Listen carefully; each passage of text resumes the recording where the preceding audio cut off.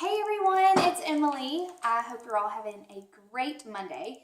I'm here to get a husband's perspective. Um, Say Hello. hello to my husband Alex. He has been such a great support in my journey with Keep, and he's really behind the scenes kind of guy. But he really is such a big support. And one of the biggest hesitations that a lot of the girls that I talk to who want to become a Keep designer is that they don't have the support of their husbands or their partners. Um, it's one of those things where they say, "Oh, I really, really want to become a designer, and it's something that's really pulling on my heart, but my husband says no because he says it's too good to be true, or whatever reason it may be." That's one of the biggest hesitations, and so I wanted to give get the a perspective from a husband and someone who's been doing this with me, because we're a team is the way like to look at it. So I'm going to be asking him a few questions that I know a lot of husbands want to know, or even the skeptics out there that they want to know. So welcome, Alex. Thank you. Yeah, thank you. What were your initial thoughts when I first came to you when I said I want to join Keep Collective? Yeah, I think you came to me like last February, and I think my initial thought was, okay, well, I didn't know what Keep Collective was, and who the company was or anything about that. I didn't know who Stella and Dot was. Um, but when you initially explained it to me, I think my first thought was, okay, this is a pyramid scheme, so no, I don't think so. And I think you kind of talked me out of that. You talked me into the opportunity. I think you were just very passionate about it. And at the end of the day, I think the initial starter kit was like $150. I think we got the larger one. And the way I saw it was, okay, you really want to do this. You want to go back to work. You're showing initiative. And worst case scenario, it's like buying you an early birthday present because it's a bunch of jewelry that you really wanted and it looks good. So I thought, hey, worst case, it's an early birthday present.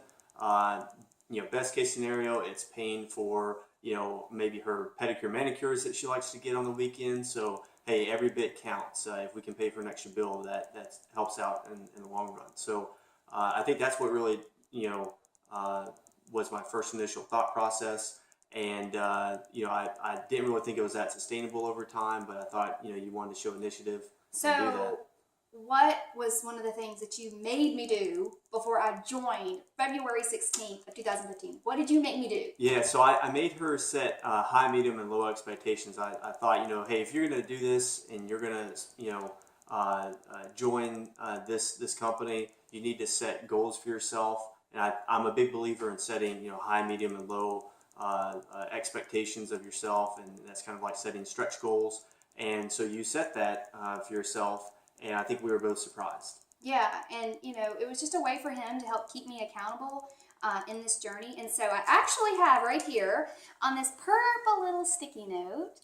It's all wrinkled and gross now, but this is actually from the night. It's kind of symbolic to me, but so I keep it on my refrigerator. This was from that night, my high, medium, and low. So I'm going to tell you kind of what it is. So from February to June, that was the term that I had. So low expectation, I wanted to sell $1,200 over that period of time, so over 4 months. So that's $300 a month. And I did not expect to, have anybody join me in this business. Medium, I hope to sell maybe $500 a month, and hopefully 3 to 4 people would join me. High, sell $700 a month, and hopefully 5 to 6 people would join me when I reach that 4 month mark. So, how did I do? You did extremely well. I think you shocked us both.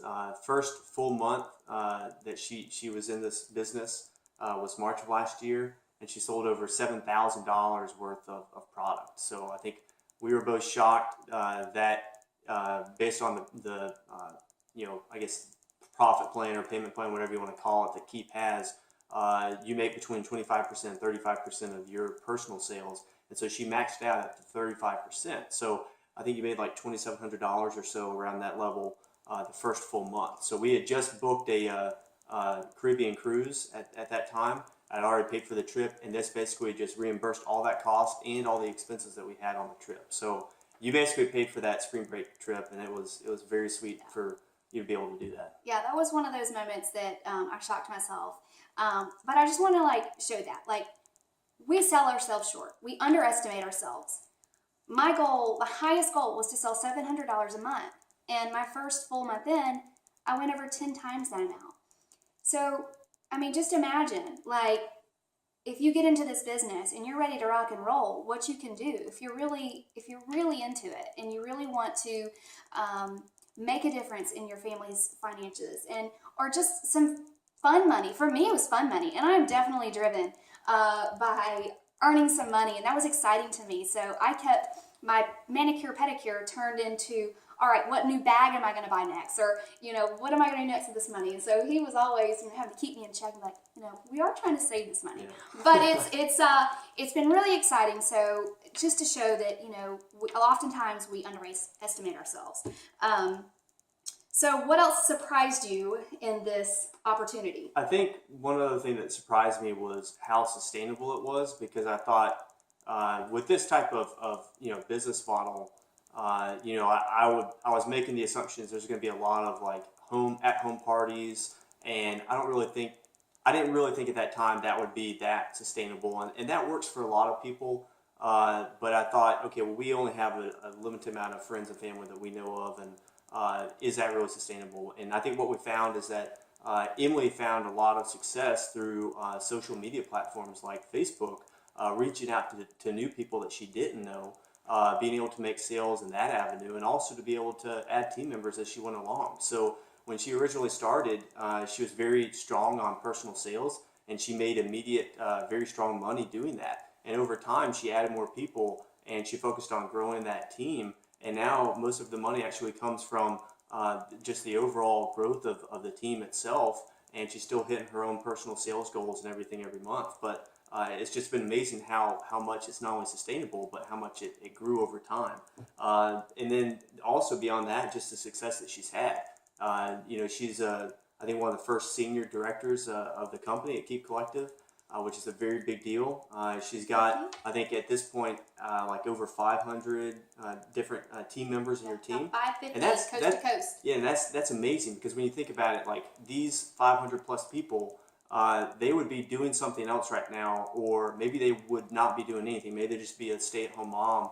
And so many of them, which is still fabulous. yeah, absolutely. Many of them we find are full-time employees somewhere, but they're doing this on the side. Some of them are stay-at-home moms doing this on the side. Some people are doing it full-time, 24/7, whenever they want to make time for it. So it's just amazing that in this process, she's affected so many people directly and indirectly. And then, of course, the income is great. I mean, she's making more money now than when she was a marketing director at her previous job. And at the same time too, looking at in the past with previous jobs she's had, she didn't really care for those jobs so much. It was more the corporate structure, going in the 8 to 5 every day, putting in the hours, and having to meet the sales quotas and things like that. And this is just a very different atmosphere. I find that she's very passionate about it. She wants to continue doing it. She enjoys the people that she meets. So it's just a very different business model, and it's certainly very different from the kind of work that I do every day. So it's just really very good to see that she's very passionate about what she does. And he's really sweet. He's sugarcoating a lot of things. What he's really saying is that my wife quit a lot of jobs, which is the darn truth. And that's another thing that's been really beneficial with us is that, and I tell a lot of women, my self-confidence over this last year and a half has been one of the most valuable things. I quit a lot of jobs. And what I've learned is that I always thought it was a character flaw, but what I've learned is that it's really not. It's just I wasn't passionate about that. And yeah, we shouldn't be quitters, but when you're not passionate about something, you're not passionate about it. And I fully believe that you should be living in loving life to its fullest. And if you're dreading a job, then that's start working to find something else. And for me, it was Keep, and it was this opportunity. This is not work for me. This is something I'm extremely passionate about. And I think that's just something that he's seen that's just really surprised him, because I think when I went into this, he was so supportive, but I think in the back of his mind, he's like, this is just going to be one more thing that she didn't stick with. So that's really surprised him a lot. And I surprised myself too. And earned him and me a trip to Glam Getaway in Cancun. Yes, that was amazing. So that was a trip this year. She paid for the spring break last year.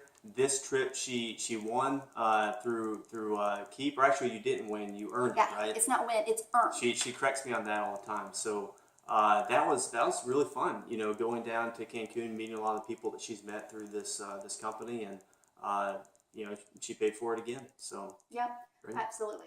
So okay. Is there anything else that you want to tell those husbands out there or the skeptics of the world? What is something that you would tell them?